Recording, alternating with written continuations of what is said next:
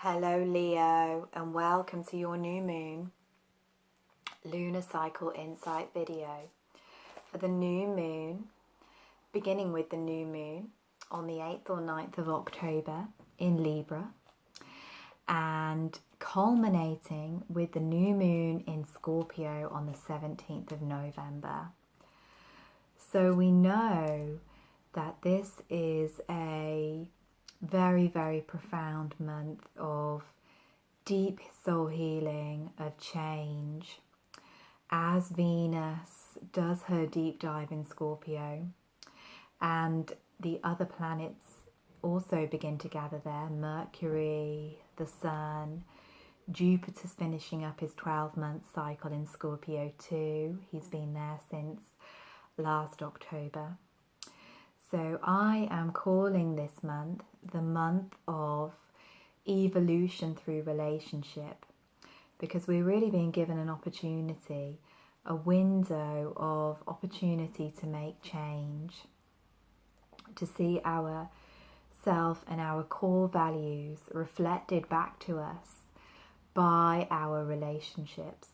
We are learning that our relationships aren't just there to make us happy, make us feel good, but they are tools for soul growth. They are catalysts for change. So we will all be dealing with these collective Venus retrograde themes of, purifying the heart, deep, profound transformation, letting go of the past, how we use or utilize our resources, our finances, how valuable we think we are. So we'll be dealing with all of that on a collective level. Everybody will be experiencing that. But this video is designed to help you to see how these energies might impact you personally through the houses of your birth chart. So we're going to begin this month, Leo, with a new moon in Libra in your third house, the house of networks, the house of communication.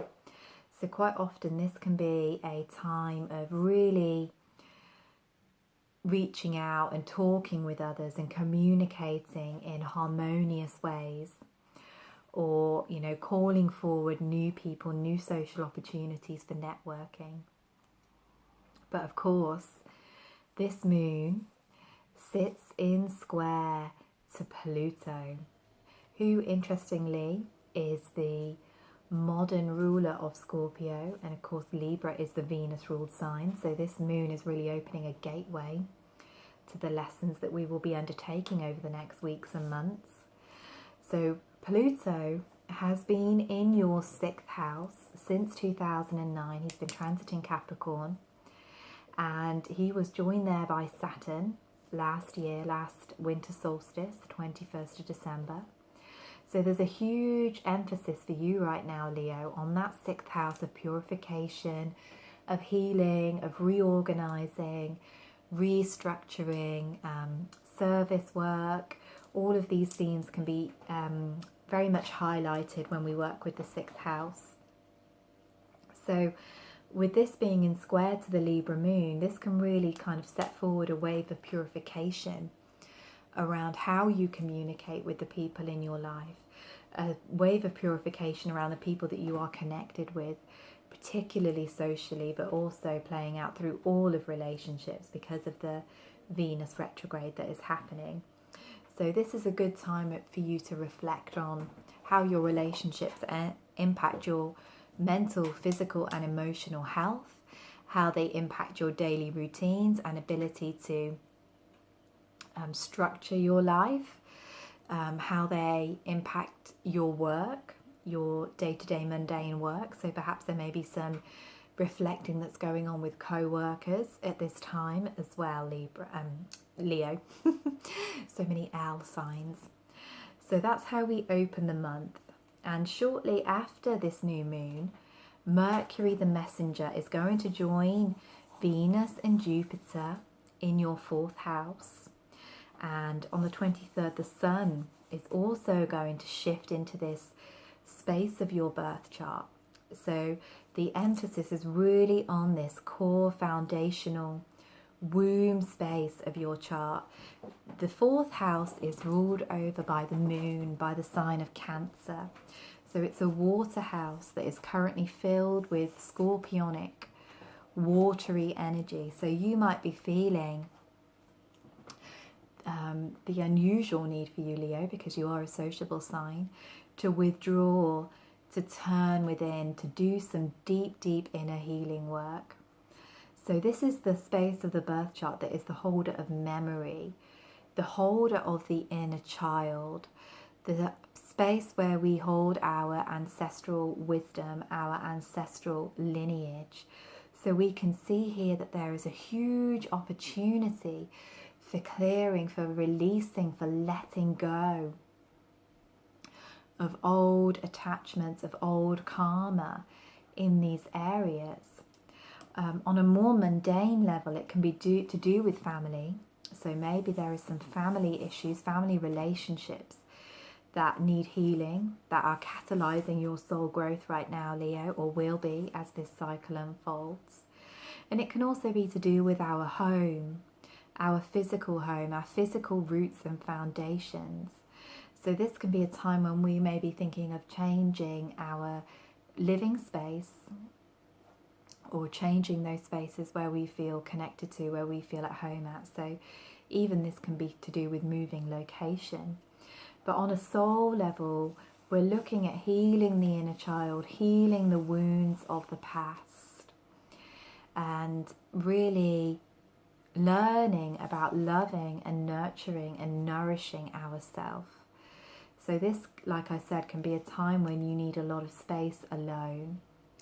And you can really work with the element of water for cleansing during this month as well. So drinking lots of water, obviously, you might want to make some gem elixirs, or add some homeopathic remedies like Bach flower to your water. Take that into your body, because this is to do with the waters of life, the waters that make up the physical body as well. And you can visit the sea or take sea salt baths.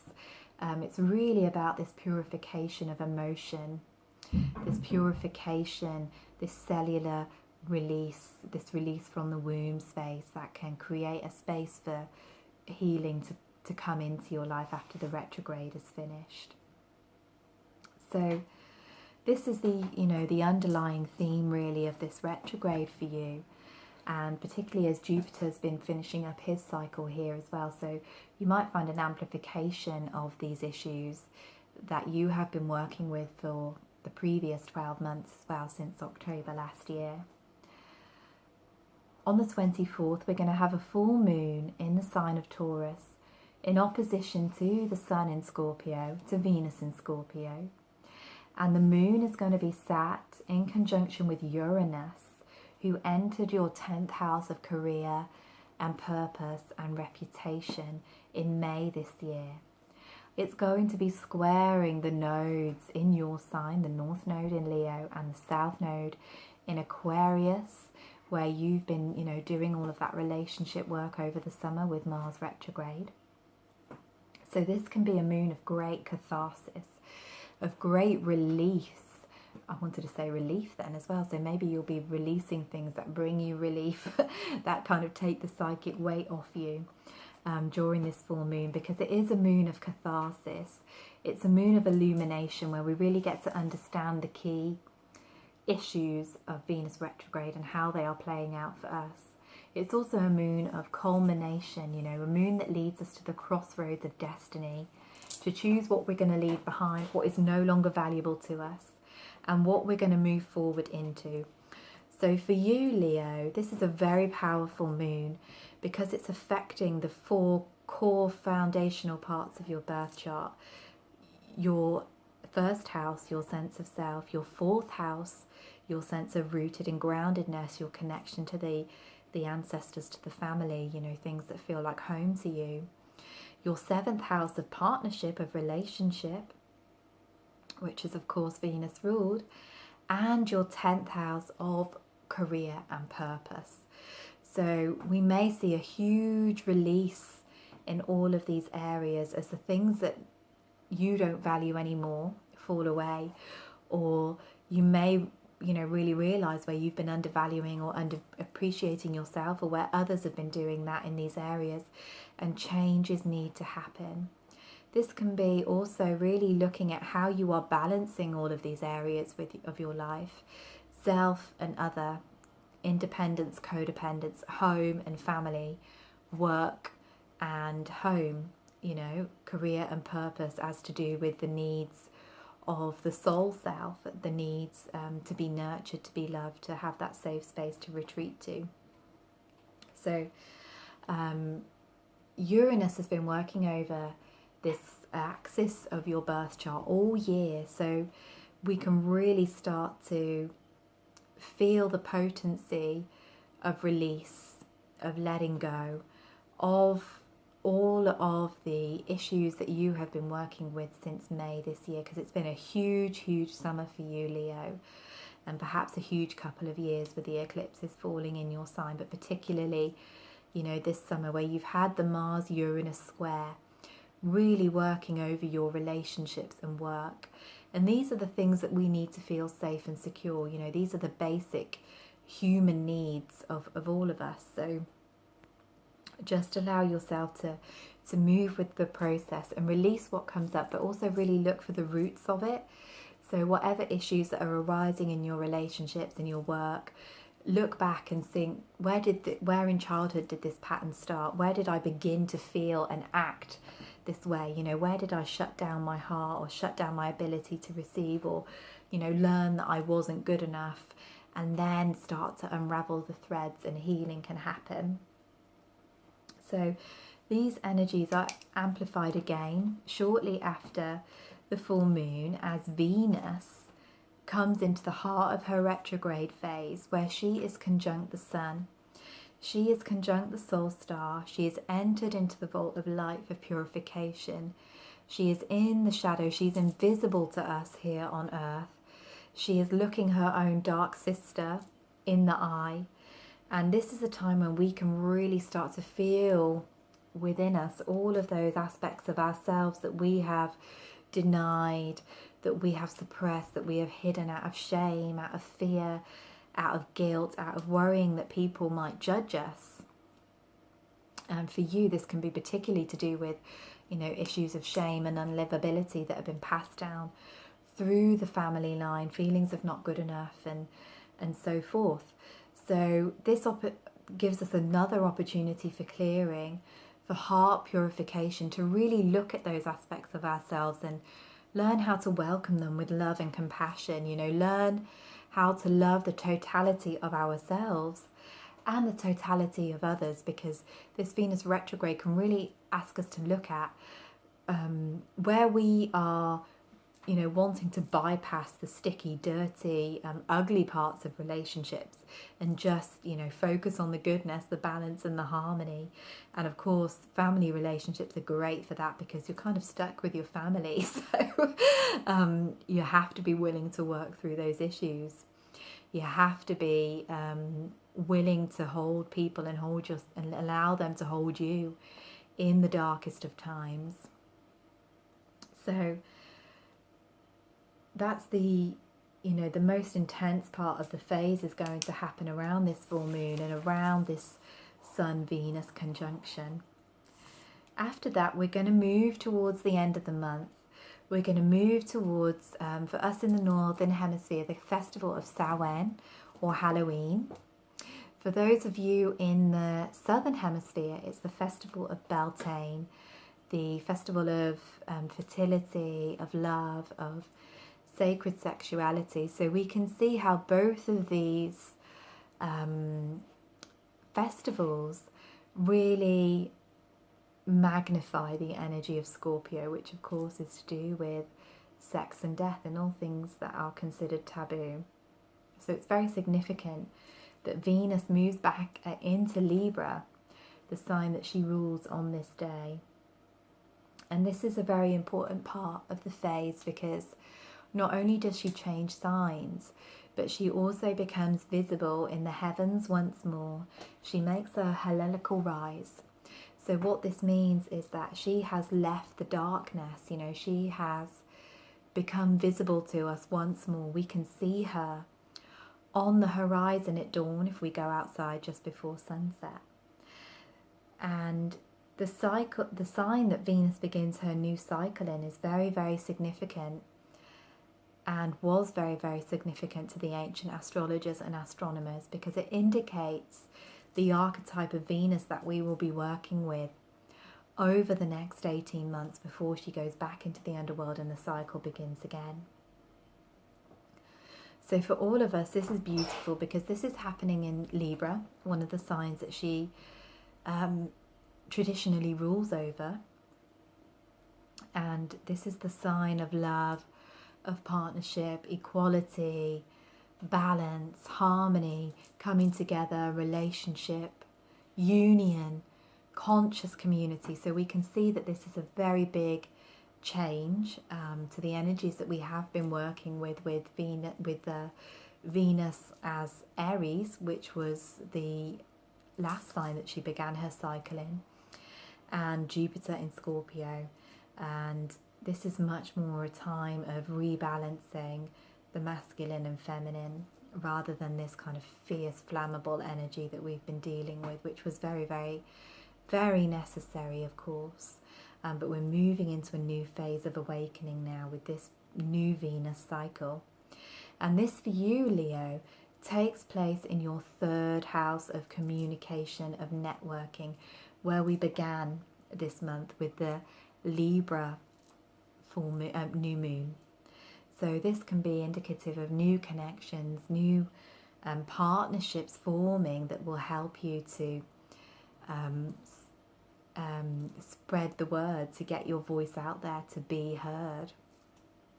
And also just, you know, new social opportunities. Perhaps we'll meet somebody, you know, we'll be networking and we'll meet somebody that can support us moving forward into the next phase of our career, because I'm sure some of you are changing your careers at the moment with Uranus moving into Taurus as well.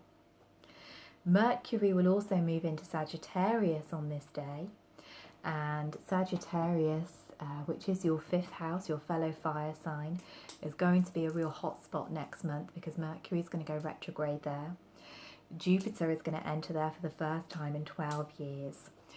So that will be something that we will talk about in the Scorpio New Moon cycle videos. But just pay attention of what is arising in the areas of self-love, creativity and self-expression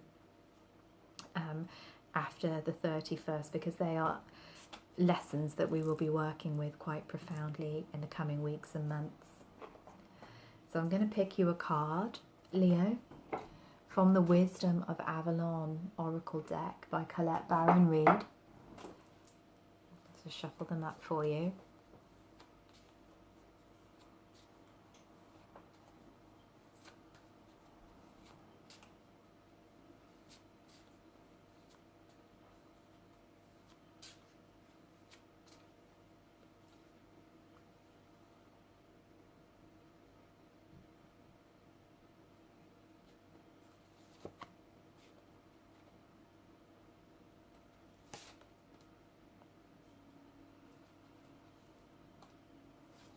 So again, this card just came up for Virgo as well. So if you're a Leo rising with a Virgo sun, you've got this message amplified, or vice versa.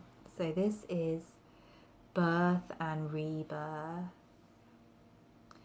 And of course, you know, that is the epitome of the Scorpio energy. It tells us that everything moves in cycles.